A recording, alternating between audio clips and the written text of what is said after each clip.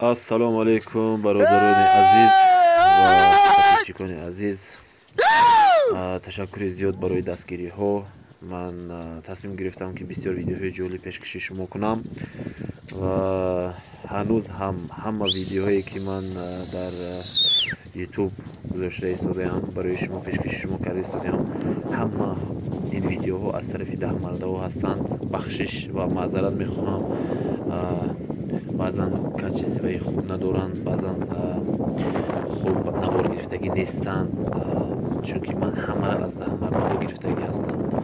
اینها همه ویدیوهایی که من خودم نوار گرفتگی هستم اینها نیستند و انشالله که در آینده کوشش میکنم که بسیار ویدیوهای جالب خودم به نوار گرفته پیشکش شما کنم انشالله.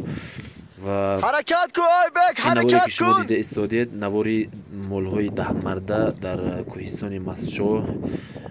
حالا اینها از طرفی چولهای اشت، چولهای طرفهای خوجند و طرفهای غرم و دیگر طرفهای یغنوب و گلبوز و کنسک و غیره ها سفر میکنند. این نوار فصل بهار.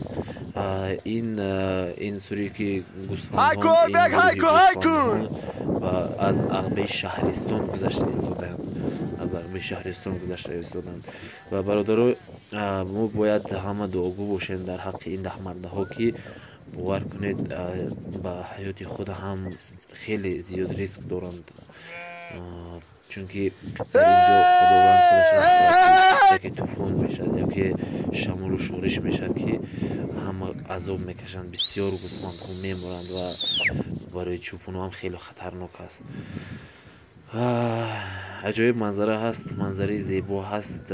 عقبه شهرستان است که این مول از عقبه شهرستان گذشته به طرفی یغنوب رفته ایستاده است. مول این یک چقونت بذار کن و حتما برادر دستگیری کنید و کانال ما دستگیری کنید، پادپیساتسیا کنید و نوارهای خوب و جالب رو در آینده انتظار شوید و ویدیوهایی که در هر گونه نمودی گوسفندها، هر گونه نمودی طبیعت و هر چیزهای گوناگون رو پیشکش شما میکنم. تشکر زیاد برای دستگیری ها. دعاگو هستیم که همتون زنده باشید، سلامت باشید، خداوند یار و مددگاری همتون باشد.